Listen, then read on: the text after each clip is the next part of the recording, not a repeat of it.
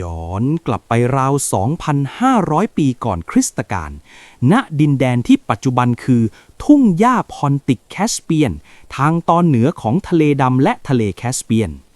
นี่ไม่ใช่ดินแดนแห่งความอุดมสมบูรณ์ที่ใครจะมานั่งจิบชาชมวิว มันคือลานประลองของธรรมชาติที่โหดเหี้ยมที่สุดแห่งหนึ่งบนโลก ฤดูหนาวที่นี่อุณหภูมิติดลบจนน้ำลายในปากกลายเป็นน้ำแข็งลมพัดกระโชกแรงไร้ทิศทางเพราะไม่มีภูเขาหรือป่าทึบให้ปะทะฤดูร้อนก็แล้งจัดจนผืนดินแตกระแหงในสภาพแวดล้อมที่บีบคั้นเช่นนี้บรรพบุรุษของชาวอินโดอิเรเนียนไม่สามารถอยู่รอดได้ด้วยการปลูกข้าวพวกเขาต้องเคลื่อนที่ต้องพึ่งพาสัตว์และต้องโหดเหี้ยมพอที่จะปกป้องฝูงสัตว์ของตัวเองสังคมของพวกเขาในยุคนี้ขับเคลื่อนด้วยวัวและม้าวัวไม่ได้เป็นแค่อาหารแต่มันคือทุกสิ่งทุกอย่างของชีวิตเนื้อใช้กินหนังใช้ทำเต็นท์และเสื้อผ้ากระดูกใช้ทำเครื่องมือขี้วัวแห้งใช้เป็นเชื้อเพลิงผิงไฟในคืนที่หนาวเหน็บวัวคือตัวชี้วัดฐานะและอำนาจของลูกผู้ชายในเผ่าในเมื่อวัวคือทรัพย์สินที่มีค่าที่สุดและทุ่งหญ้ามีจำกัดการปะทะกันจึงเป็นเรื่องหลีกเลี่ยงไม่ได้ภาษาของพวกเขาบันทึกความจริงข้อนี้ไว้อย่างชัดเจนคำว่าสงครามในรากศัพท์โบราณของพวกเขาคือคำว่ากาวิชติซึ่งแปลตรงตัวว่าความปรารถนาที่จะได้วัวหรือการออกตามหาวัวการรบของพวกเขาไม่ใช่การตั้งแถวหน้ากระดานอย่างมีระเบียบแบบกองทัพโรมันแต่มันคือการปล้นสะดมขี่ม้าบุกเข้าไปในค่ายของเผ่าอื่นในยามวิกาลหรือดักซุ่มโจมตีตอนที่อีกฝ่ายกำลังต้อนฝูงสัตว์สังหารผู้ชายปล้นชิงวัวและกวาดต้อนผู้หญิงและเด็กมาเป็นทาสนี่คือวิถีชีวิตประจำวันความตายเป็นเรื่องปกติและความแข็งแกร่งคือสิ่งเดียวที่รับประกันการมีชีวิตรอดจุดเปลี่ยนที่ทำให้บรรพบุรุษอารยันกลายเป็นมัจจุราชเหนือเผ่าอื่นเกิดขึ้นราว 2,000 ปีก่อนคริสตกาลแถบเทือกเขาอูรานพวกเขาได้คิดค้นนวัตกรรมที่เปลี่ยนโฉมหน้าสงครามยุคโบราณไปตลอดกาลก่อนหน้านี้รถม้าของชาวซูเมเรียนในเมโสโปเตเมียเป็นเพียงเกวียนเถอะทะล้อทำจากไม้แผ่นทึบหนาเตอะเคลื่อนที่ช้าและมักเทียมด้วยลาป่าแต่ช่างไม้และช่างโลหะสำริดของอารยันได้สร้างล้อแบบมีซี่ล้อขึ้นมาพวกเขางอไม้ให้เป็นวงกลมดามด้วยซี่ไม้ทำให้ล้อมีน้ำหนักเบาหวิวแต่รับแรงกระแทกได้มหาศาลเมื่อนำล้อนี้ไปประกอบกับตัวรถที่ทำจากไม้บีชและหนังตะกั่วเทียมเข้ากับม้าที่ถูกคัดเลือกสายพันธุ์และฝึกฝนมาอย่างยอดเยี่ยมมันคือการกำเนิดของรถม้าศึกราถะยานเกราะเบาแห่งยุคสำริดลองนึกภาพตามครับในสนามรบยุคโบราณที่คนส่วนใหญ่เดินเท้าถือหอกและขวานหินจู่ๆก็มีรถม้าศึกพุ่งทะยานเข้ามาด้วยความเร็วเกือบ50 กิโลเมตรต่อชั่วโมง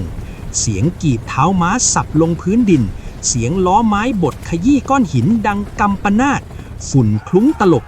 บนรถม้ามีพลขับ1 คนคอยบังคับม้าอย่างชำนาญและมีนักรบอีกคนถือคันธนูเกาถันระดมยิงลูกธนูหัวสำริดทะลวงเกราะหนังสัตว์ของศัตรูอย่างแม่นยำหรือถือหอกยาวพุ่งเสียบร่างศัตรูก่อนจะควบหนีไปอย่างรวดเร็ว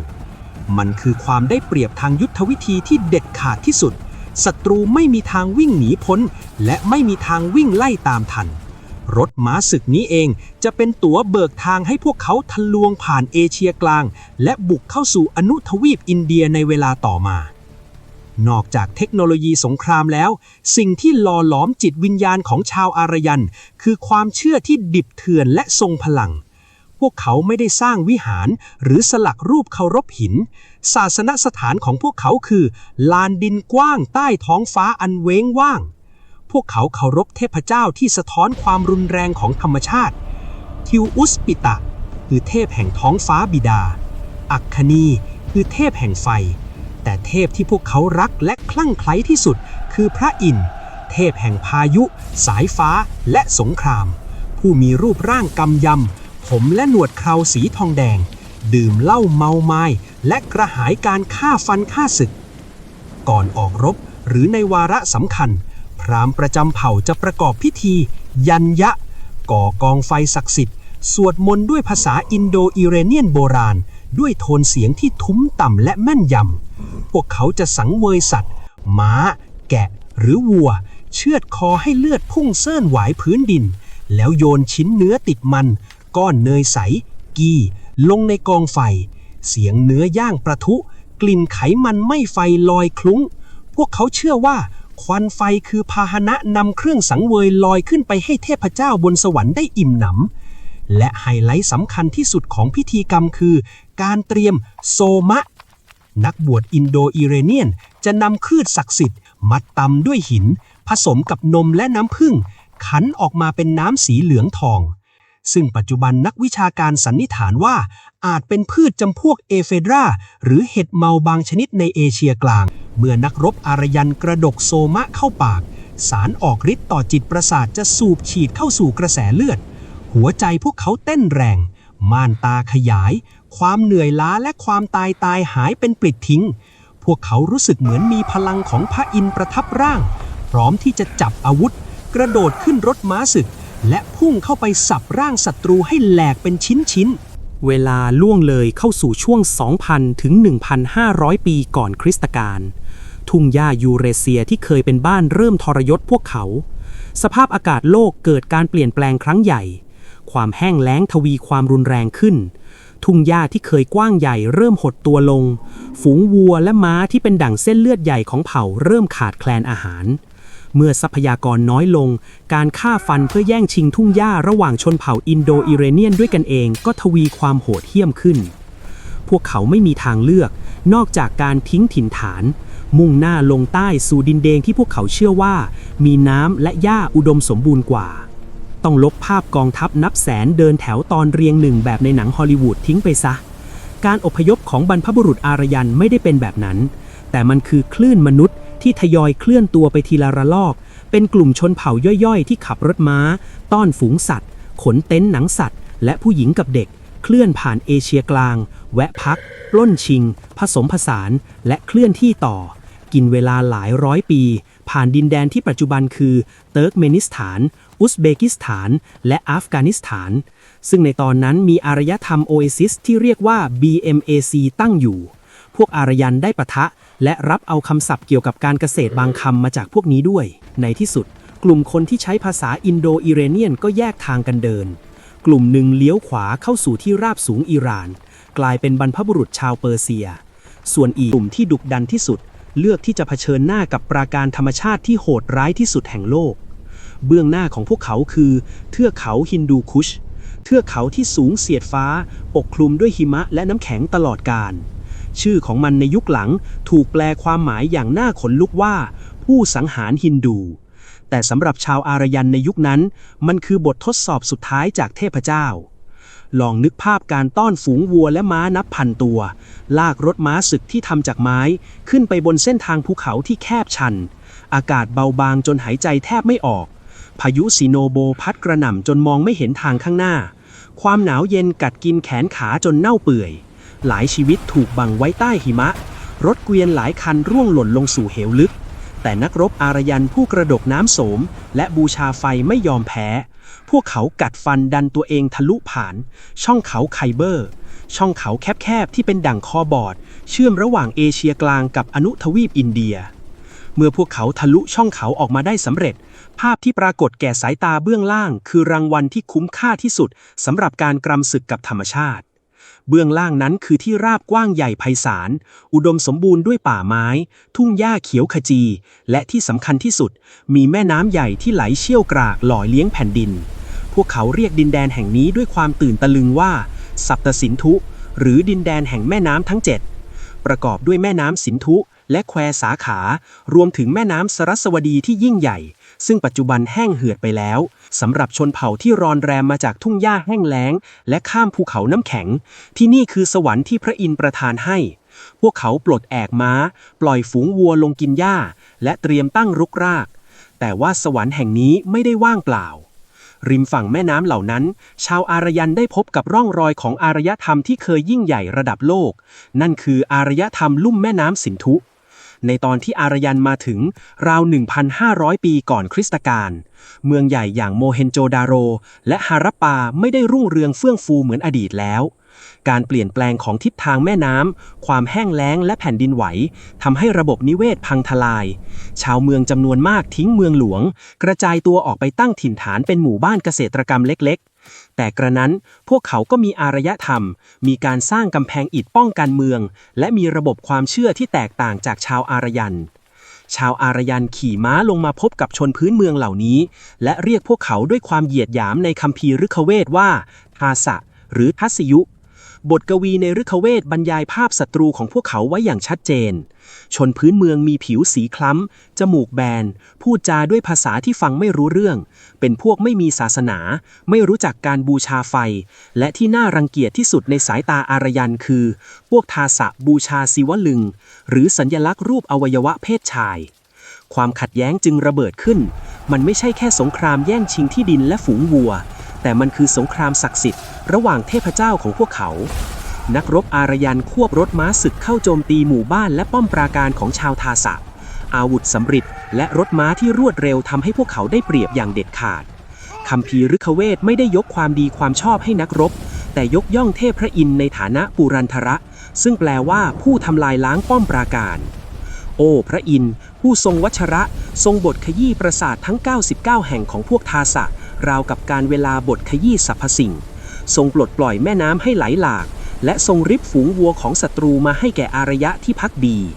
นี่คือเสียงสวดมนต์ที่ดังกึกก้องเหนือซากปรักหักแหงและกองเลือดริมฝั่งแม่น้ำสินธุการปะทะกันไม่ได้มีแต่การฆ่าล้างเผ่าพันธุ์อย่างที่นักวิทยาศาสตร์ยุคเก่าเคยเชื่อความเป็นจริงซับซ้อนกว่านั้นเมื่อชาวอารยันยึดครองพื้นที่ได้พวกเขากวาดต้อนชาวทาสะมาเป็นแรงงานและทาสคำว่าทาสะจึงกลายเป็นรากศัพท์ของคำว่าทาสในเวลาต่อมามีการแต่งงานข้ามเผ่าพันธุ์ผู้ชายอารยันรับผู้หญิงท้องถิ่นมาเป็นภรรยาน้อยทำให้ภาษาและความเชื่อของชนพื้นเมืองเริ่มแทรกซึมเข้าสู่สายเลือดของอารยันทีละน้อยพวกเขาเริ่มสร้างหมู่บ้านด้วยไม้ต่างจากชาวลุ่มน้ำสินธุที่ใช้อิฐเผา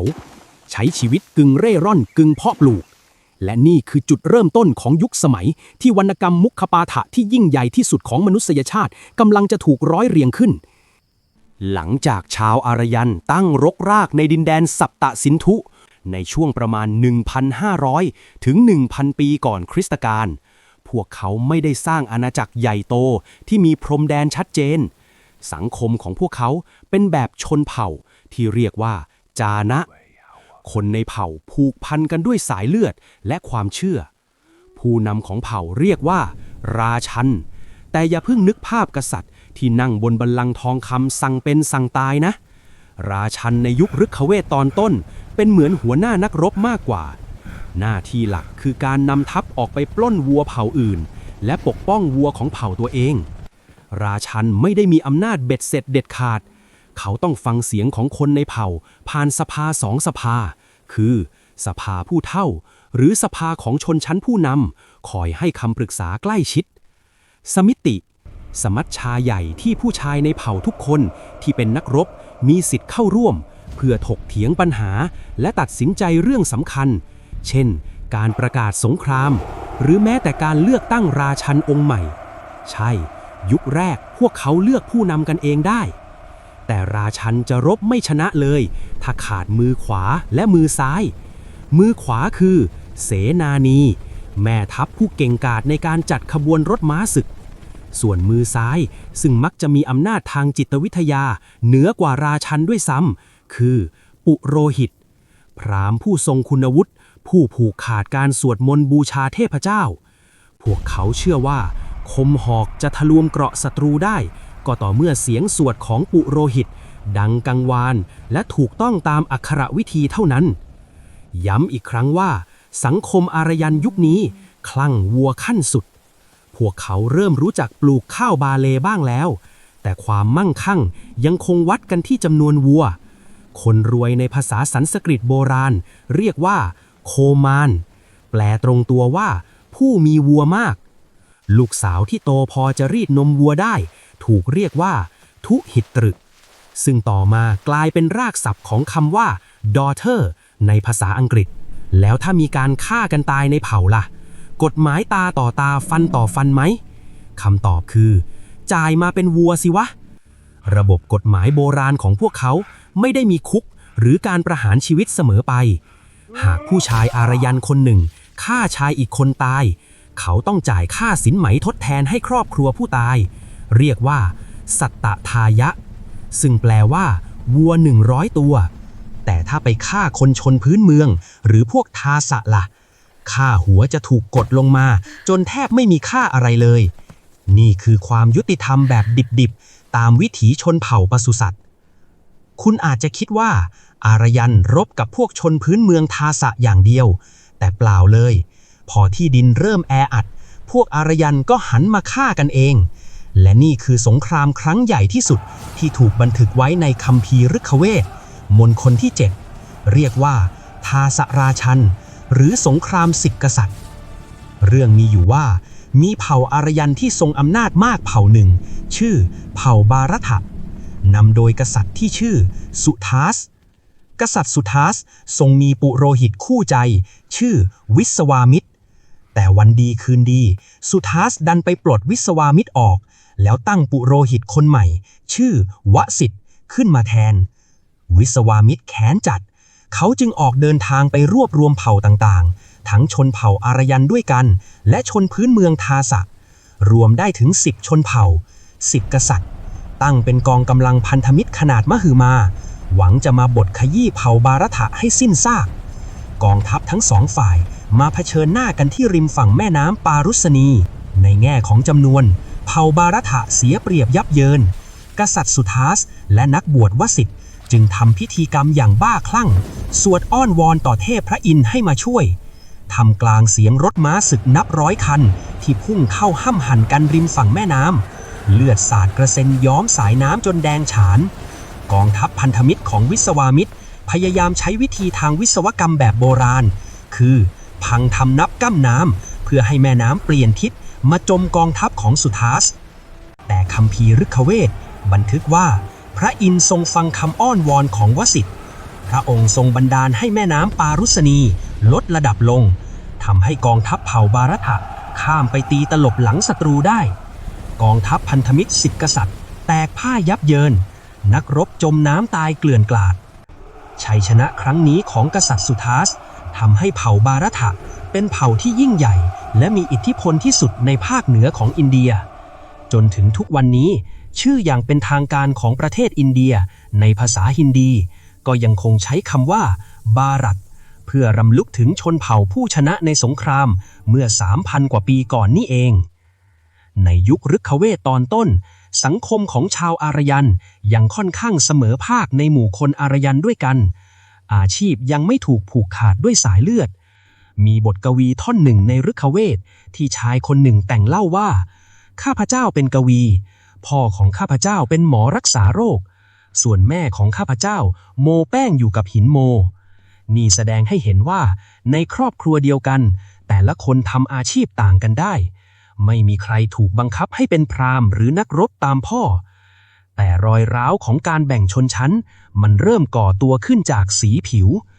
คำว่าวรรณะในภาษาสันสกฤตแปลว่าสีชัยชนะที่ชาวอารยันมีต่อชนพื้นเมืองทำให้พวกเขาแบ่งมนุษย์ออกเป็น2 ขั้วอย่างชัดเจนอารยวรรณะพวกผิวสว่าง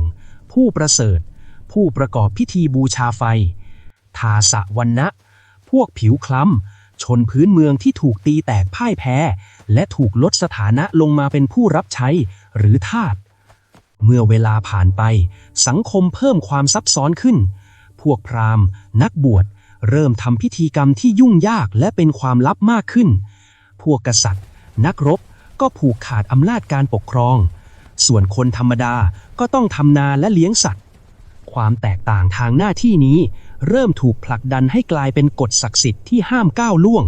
ซึ่งมันจะระเบิดออกมาเป็นการจัดระเบียบสังคมที่กดขี่และแข็งแกร่งที่สุดในโลกในยุคถัดไปการเวลาล่วงเลยเข้าสู่ราวๆ 1,000 ปีก่อนคริสตกาลดินแดนสัปตสินธุเริ่มแออัดประชากรอารยันขยายตัวจนทุ่งหญ้าและแม่น้ำสายเดิมไม่พอเลี้ยงดูพวกเขาต้องมองหาดินแดนใหม่สายตาของราชันและพราหมณ์ทอดมองไปทางทิศตะวันออก สู่ลุ่มแม่น้ำคงคาและยะมุนา ดินแดนที่พวกเขาจะเรียกว่าอารยาวัตหรือดินแดนแห่งชาวอารยะแต่มันไม่ง่ายเลย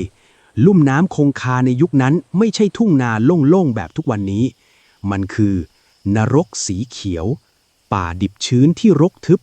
ต้นไม้สูงเสียดฟ้ารากไม้ชอนชัยพันกันยุ่งเหยิงเต็มไปด้วยสิงโตเสือโครงช้างป่างูพิษและโรคภัยไข้เจ็บขวานสำริดที่พวกเขาภูมิใจนักหนาฟันต้นไม้ใหญ่พวกนี้แทบไม่เข้ามันบิ่นและงอสภาพแวดล้อมนี้หยุดยั้งการขยายดินแดนของพวกเขาไปพักใหญ่จนกระทั่งเกิดการค้นพบที่พลิกโฉมหน้าโลกโลหะสีดำชาวอารยันได้รู้จักเทคโนโลยีการถลุงเหล็กนี่คืออาวุธระดับพระการที่ไม่ได้เอาไว้ฆ่าคนอย่างเดียวแต่เอาไว้ฆ่าป่าขวานเหล็กมีความแข็งแกร่งและคมกริบกว่าสำริดหลายเท่าพวกเขาระดมฟันต้นไม้ยักษ์ถางป่าดิบชื้นให้ราบเป็นหน้ากลองและเมื่อพวกเขาเอาเหล็กไปทำเป็นผานไถดินเทียมเข้ากับวัวมันสามารถพลิกหน้าดินเหนียวที่แข็งกระด้างและลึกของลุ่มน้ำคงคาขึ้นมาได้การเกษตรกรรมระเบิดขึ้นอย่างบ้าคลั่งพวกเขาเริ่มปลูกข้าวสาลีข้าวบาเลและที่สำคัญที่สุดคือข้าวเจ้าซึ่งให้ผลผลิตมหาศาลกว่าทุ่งหญ้าเลี้ยงสัตว์หลายสิบเท่าอาหารที่หลนเหลือทำให้ผู้คนไม่ต้องเร่ร่อนหาแหล่งหญ้าอีกต่อไปพวกเขาวางธนูและคันไถลงปักหลักสร้างบ้านเรือนที่ถาวรขึ้นจากชนเผ่าเร่ร่อนกลายเป็นสังคมเกษตรกรรมอย่างสมบูรณ์แบบเมื่อคนปักหลักที่ดินเริ่มมีค่ามากกว่าวัวถึงวัวจะยังศักดิ์สิทธิ์อยู่ก็เถอะแนวคิดเรื่องอาณาเขตจึงเกิดขึ้นจากเดิมที่พวกเขาอยู่กันเป็นเผ่าที่เรียกว่าชานะตอนนี้แผ่นดินที่เท้าของเผ่าเหยียบลงไปถูกเรียกว่าชนบทซึ่งแปลตรงตัวว่าที่หยั่งเท้าของชนเผ่ามันคือจุดเริ่มต้นของการสร้างแว่นแคว้นและอาณาจักรอำนาจของราชันเปลี่ยนไปอย่างสิ้นเชิงจากหัวหน้านักรบที่สภาเผ่าเลือกมาตอนนี้ราชันกลายเป็นกษัตริย์ที่สืบสายเลือดทางสายแห่สภาผู้เฒ่าหรือสภาเผ่าที่เคยมีสิทธิ์เถียงกษัตริย์ถูกลดบทบาทลงจนกลายเป็นแค่ตรายางกษัตริย์ริบอำนาจเบ็ดเสร็จสร้างกองทัพประจำการและเก็บภาษีจากชาวนาอย่างเป็นระบบและเพื่อประกาศศักดาว่าตนคือราชาเหนือราชาพราหมณ์ได้คิดค้นพิธีกรรมที่โคตรอลังการสิ้นเปลืองและบ้าคลั่งที่สุดขึ้นมานั่นคือพิธีอัศวเมธหรือพิธีปล่อยม้าอุปการลองนึกภาพตามกษัตริย์จะคัดเลือกม้าหนุ่มที่งามที่สุดมาทำพิธีศักดิ์สิทธิ์จากนั้นก็ปล่อยม้าตัวนี้ให้เดินเร่ร่อนไปตามใจชอบเป็นเวลา1 ปีเต็มเลยโดยมีกองทัพม้าและรถม้าศึกของกษัตริย์ตามคุ้มกันไปติดๆม้าตัวนี้เดินข้ามพรมแดนไปเหยียบแผ่นดินของกษัตริย์เมืองไหนแผ่นดินนั้นจะตกเป็นของกษัตริย์ผู้ปล่อยม้าทันทีถ้าเจ้าเมืองคนไหนยอมก้มหัวก็ต้องเอาเครื่องบรรณาการมาถวายแต่ถ้าใครกล้าขวางทางม้าสงครามเต็มรูปแบบจะปะทุขึ้นทันทีเมื่อครบ1 ปีม้าจะถูกนำกลับมาที่เมืองหลักและถูกเชือดบูชายันในกองไฟร่วมกับสัตว์อื่นๆนับร้อยตัวเพื่อประกาศความยิ่งใหญ่ระดับจักรพรรดิ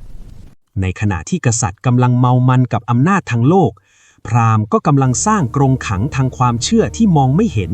แต่แข็งแกร่งกว่ากำแพงเหล็กใดๆความแตกต่างทางสีผิวในยุคแรกถูกพัฒนาให้กลายเป็นระบบแบ่งแยกหน้าที่ตามชาติกำเนิดอย่างตายตัวเพื่อรักษาความบริสุทธิ์ทางสายเลือดและอำนาจของชนชั้นนำอารยันพราหมณ์ได้แต่งบทสวดที่เพิ่มเข้าไปในท้ายคัมภีร์ฤกขเวทมณฑลที่10เรียกว่าปุรุสสูกตะบทสวดนี้อ้างว่าในปฐมกาลเทพเจ้าได้จับปุรุสะหรือมหาเทพผู้ยิ่งใหญ่มาบูชายัน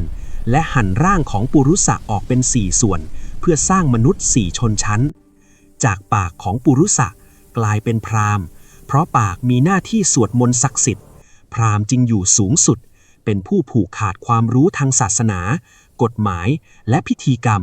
แม้แต่กษัตริย์ยังต้องก้มหัวให้จากแขนทั้ง2 ข้างกลายเป็นกษัตริย์แขนคือพละกำลังพวกเขาคือนักรบและผู้ปกครองจากโคนขากลายเป็นแพทย์ขาคือเสาหลักที่รับน้ำหนักพ วกเขาคือชาวนา พ่อค้าข้หบดี อารยันชนชั้นกลางที่ต้องจ่ายภาษีเลี้ยงดู2 วรรณะบน จากเท้าทั้ง2 ข้างกลายเป็นสูตรพวกเขาคือชนพื้นเมืองหรือทาสะเดิมและลูกผสม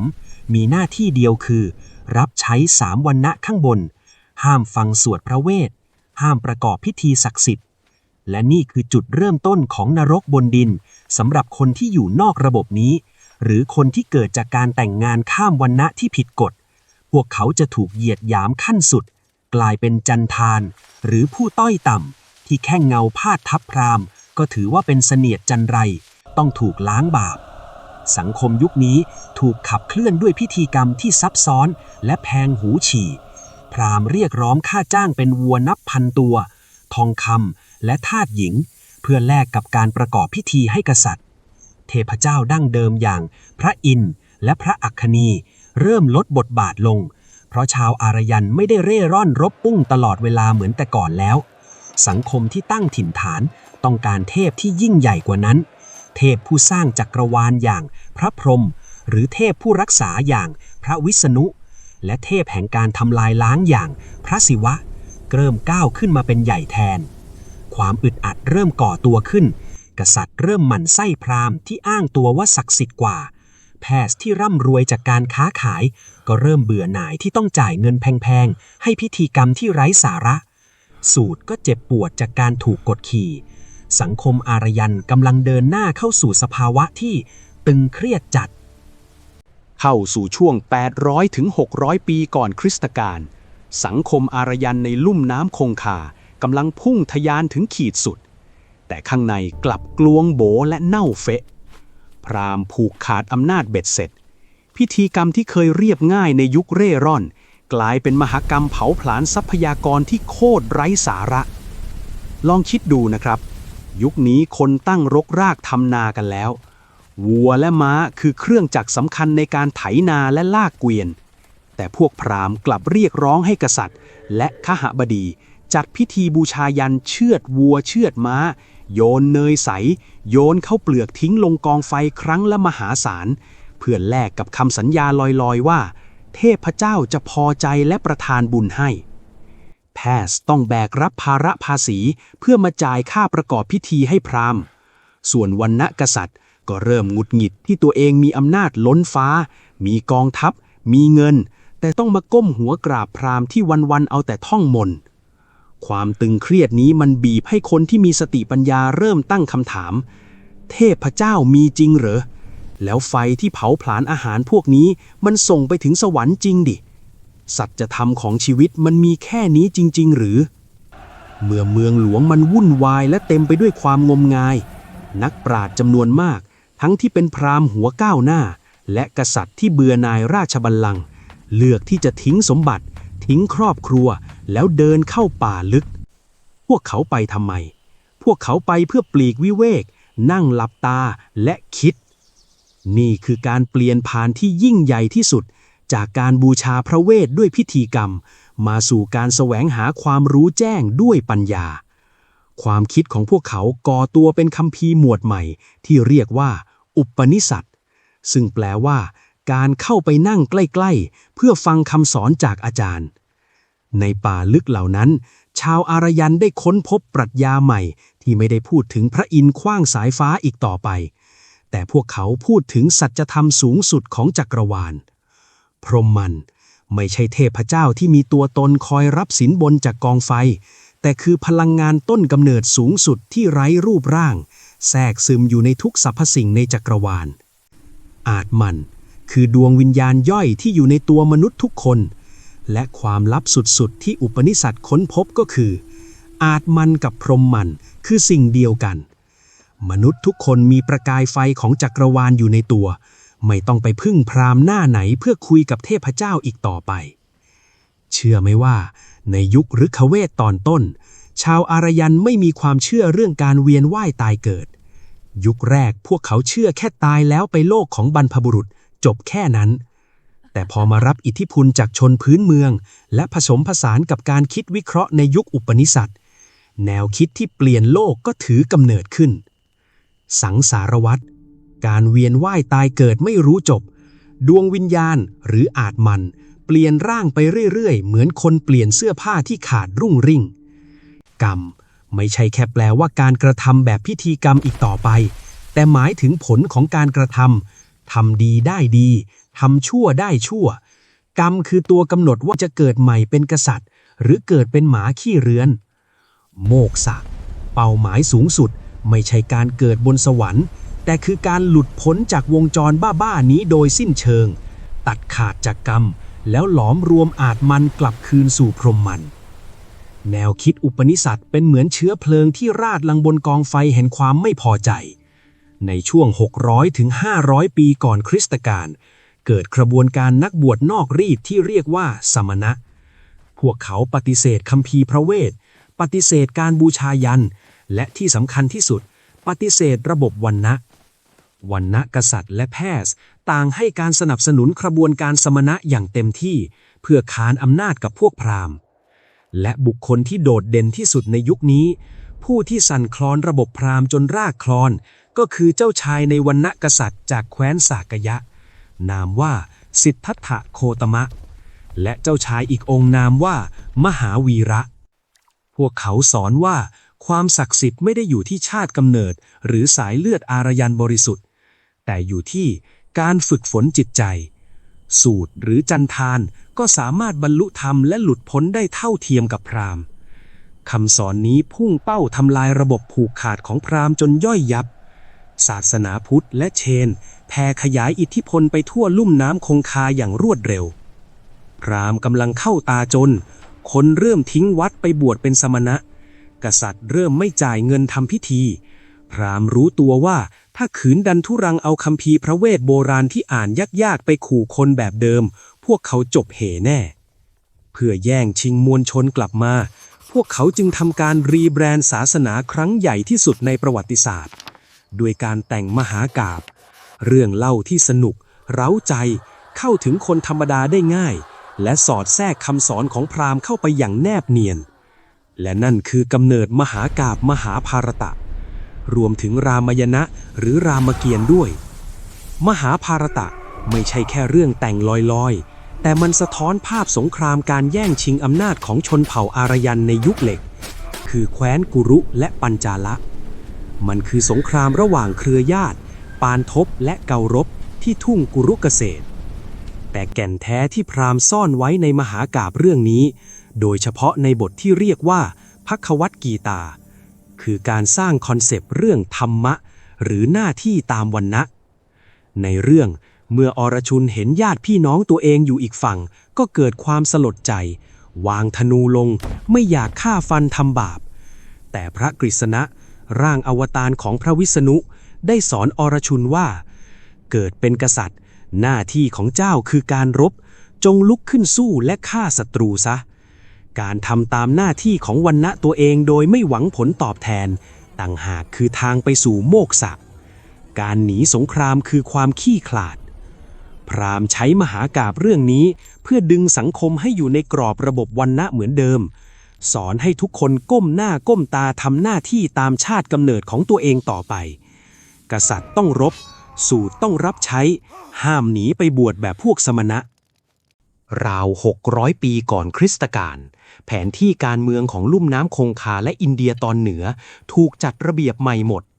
สภาพสังคมแบบชนเผ่าฐานะล่มสลายไปเกือบหมดแล้วแว่นแคว้นต่างๆกลืนกินกันเองจนเหลือเพียงรัฐมหาอำนาจ16รัฐที่เรียกว่ามหาชนบท16แคว้นมันคือยุค Game of Thrones ฉบับอินเดียโบราณรูปแบบการปกครองแตกออกเป็น2ขั้วอย่างชัดเจนราชาธิปไตยคือกษัตริย์มีอำนาจเบ็ดเสร็จมีกองทัพประจำการพราหมณ์เป็นที่ปรึกษาสาธารณรัฐเป็นการรวมตัวกันของสมาพันธรัฐกษัตริย์ไม่มีกษัตริย์องค์เดียวที่สั่งการเด็ดขาดแต่ใช้รัฐสภาในการโหวตตัดสินใจซึ่งระบบนี้แหละที่พระพุทธเจ้าทรงยกย่องว่าเข้มแข็งถ้ารู้จักสามัคคีกัน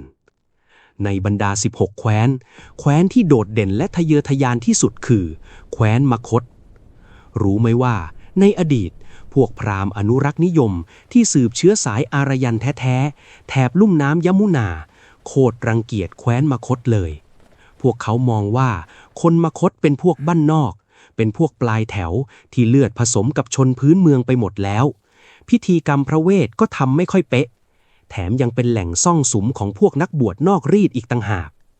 แต่กษัตริย์มคธอย่างพระเจ้าพิมพิสารและลูกชายจอมทรยศอย่างพระเจ้าอาชาตศัตรูไม่สน4 สน 8เรื่องความบริสุทธิ์ทางสายเลือดพวกเขาสนใจแค่อำนาจและการทหารแคว้นมคธมีความได้เปรียบทางภูมิรัฐศาสตร์ที่โกงที่สุดในยุคนั้นคือเหมืองเหล็กพวกเขานั่งทับแหล่งแร่เหล็กที่ใหญ่ที่สุดทำให้สร้างอาวุธและชุดเกราะได้ไม่จำกัดช้างป่าทึบทางตะวันออกเต็มไปด้วยช้างกษัตริย์มคธจับช้างมาฝึกเป็นกองทัพช้างศึกนี่คือจุดจบของรถม้าศึกที่เคยเป็นสุดยอดอาวุธของบรรพบุรุษอารยันเมื่อเจอกับกำแพงเนื้อและงาช้างที่พุ่งชนทะลวงค่ายรถม้าไม้เบาๆก็ถูกเหยียบแบนเป็นสังกะสีมคธใช้ทหารราบที่ติดอาวุธเหล็กและกองกำลังช้างศึกบดขยี้แคว้นอื่นๆจนราบคาบก้าวขึ้นเป็นมหาอำนาจอันดับหนึ่งของอินเดียตอนเหนือในขณะที่ดินแดนทางตะวันออกลุ่มน้ำคงคากำลังรวมชาติดินแดนทางตะวันตกเฉียงเหนือลุ่มน้ำสินธุแขวนปัญจาบถิ่นฐานแรกของชาวอารยันกลับกำลังเผชิญหน้ากับภัยคุกคามจากโลกภายนอกราว500 ปีก่อนคริสตกาลจักรวรรดิอะคีเมนิดของเปอร์เซียนำโดยพระเจ้าดาริอัสมหาราชบรรพบุรุษร่วมรากอินโดอีเรเนียนของอารยันได้แผ่อำนาจข้ามเทือกเขาฮินดูคุชเข้ามายึดครองดินแดนลุ่มน้ำสินธุทำให้เกิดการแลกเปลี่ยนทางวัฒนธรรมและตัวอักษรแต่ที่ช็อกโลกที่สุดคือในปี326ก่อนคริสตกาลเมื่อมหากษัตริย์หนุ่มจากมาซิโดเนียพระเจ้าอเล็กซานเดอร์มหาราชกรีธาทัพกรีกโบราณทะลวงช่องเขาไคเบอร์เข้ามากองทัพกรีกที่พิชิตมาแล้วครึ่งโลกต้องมาปะทะกับกษัตริย์เปาระวะของอินเดียที่แม่น้ำเฉลัมในศึกแม่น้ำไฮดาสเปสทหารกรีกที่มีหอกยาวฟาลังซ์ต้องเผชิญหน้ากับช้างศึกของอินเดียเป็นครั้งแรกทหารกรีกเสียขวัญอย่างหนักช้างกระทืบและใช้งวงเหวี่ยงทหารกรีกกระเด็นกระดอนแม้อเล็กซานเดอร์จะชนะศึกนี้ด้วยยุทธวิธีที่เหนือกว่าแต่กองทัพของเขาก็บอบช้ำแสนสาหัสเมื่ออเล็กซานเดอร์สั่งให้เดินทัพต่อเพื่อจะไปบุกแคว้นมคธกองทัพกรีกที่เหนื่อยล้าจากการรบมานับ10 ปีก่อกบฏปฏิเสธที่จะเดินหน้าต่ออเล็กซานเดอร์จึงจำใจต้องถอยทัพกลับไปและสิ้นพระชนม์ในเวลาต่อมาทิ้งช่องว่างทางอำนาจขนาดใหญ่ไว้ในอินเดียตะวันตกเฉียงเหนือความวุ่นวายที่อเล็กซานเดอร์ทิ้งไว้กลายเป็นบันไดให้ชายหนุ่มคนหนึ่งก้าวขึ้นสู่อำนาจเขาชื่อจันทคุปเมาระยะชายหนุ่มที่มีพื้นเพไม่แน่ชัดแต่เขามีอาจารย์พราหมณ์ที่ฉลาดและเลือดเย็นที่สุดในประวัติศาสตร์นามว่าชานักกยะหรือเกาติลยะชานักกยะคือผู้แต่งคัมภีร์อัฏฐศาสตร์ซึ่งเป็นตำราพิชัยสงครามและการเมืองอารมณ์คล้ายเดอะพรินซ์ของมาเคียเวลลี่แต่เกิดก่อนเป็นพันปีคัมภีร์นี้สอนว่ากษัตริย์ไม่ต้องสนเรื่องศีลธรรมการลอบสังหารการวางยาพิษการใช้สายลับและการหักหลังถือเป็นเรื่องชอบธรรมเพื่อรักษาความมั่นคงของรัฐวิถีนักรบอารยะแบบเดิมๆที่รบกันซึ่งหน้าถูกโยนหน้าต่างไปเลยด้วยมันสมองของชานักกยะจันทคุปรวบรวมกองกำลังขับไล่พวกกรีกที่หลงเหลืออยู่ออกไปแล้วหันหัวหอกไปถล่มราชวงศ์นันทะแห่งมคธจนราบคาบสถาปนาจักรวรรดิเมาระยะจักรวรรดิแรกที่รวมอินเดียเหนือและกลางให้เป็นหนึ่งเดียวสำเร็จ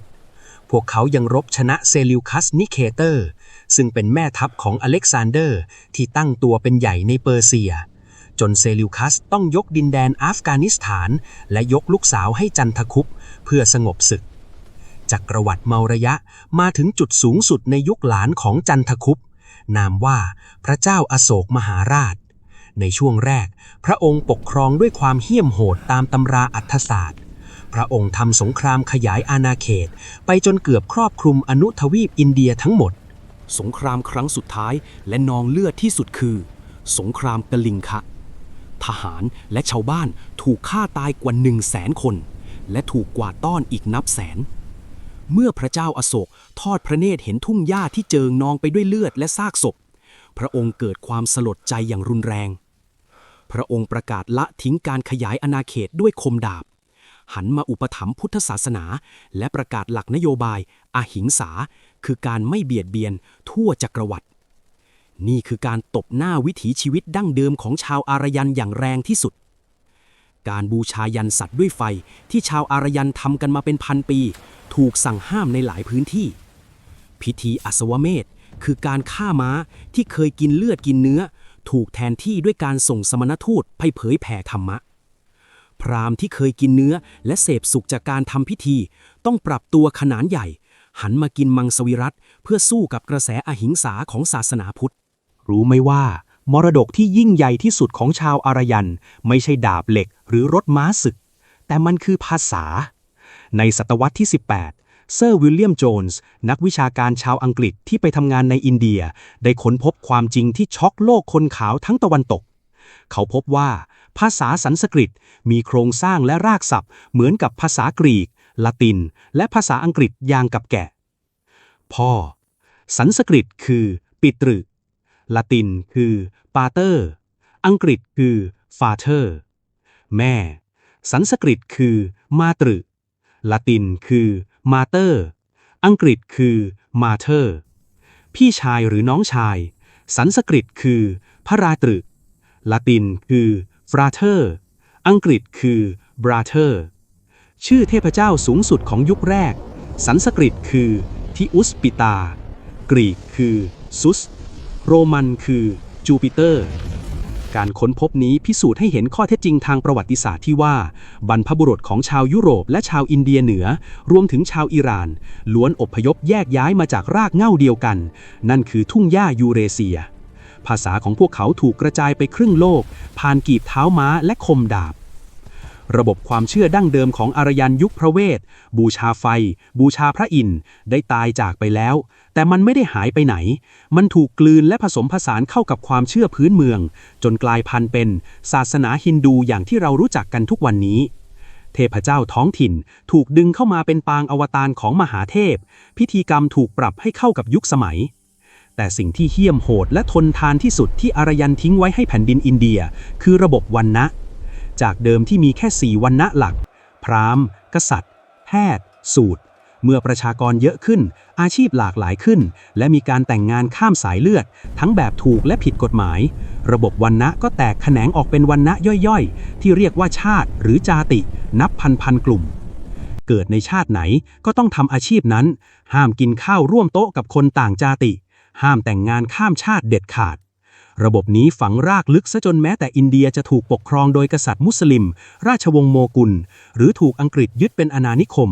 ระบบวรรณะก็ไม่เคยถูกทำลายได้สำเร็จมันกลายเป็นกรงขังทางสังคมที่แข็งแกร่งที่สุดในประวัติศาสตร์มนุษยชาติและแม้กฎหมายอินเดียปัจจุบันจะยกเลิกการเลือกปฏิบัติแล้วแต่ในสังคมชนบทรากเหง้าความเชื่อนี้ก็ยังคงกดหัวผู้คนอยู่ทีนี้มาถึงเรื่องที่ทั้งโลกเข้าใจผิดกันมากที่สุด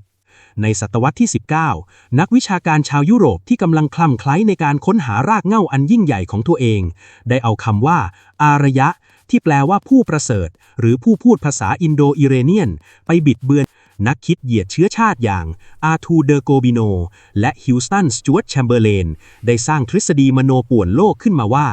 ชาวอารยันคือสายเลือดมนุษย์ที่บริสุทธิ์ที่สุดเป็นชนชาติผิวขาวผมทองตาสีฟ้าผู้สร้างอารยธรรมทั้งหมดบนโลกและสายเลือดนี้ตกทอดมาถึงชาวเยอรมันชนชาติเจอร์มานิกเท่านั้น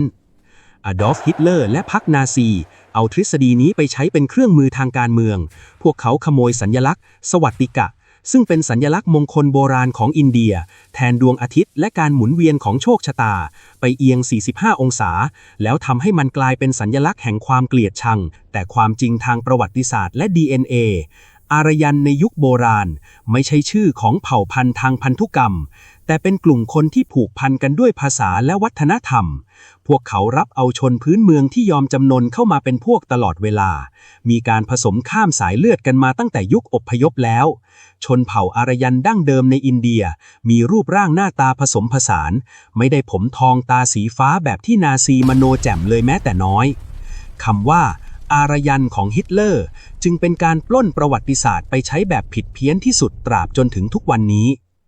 ชนชาติอารยันไม่ได้สร้างพีระมิดหินยักษ์แบบอียิปต์ไม่ได้สร้างกำแพงเมืองยาวเหยียดแบบจีน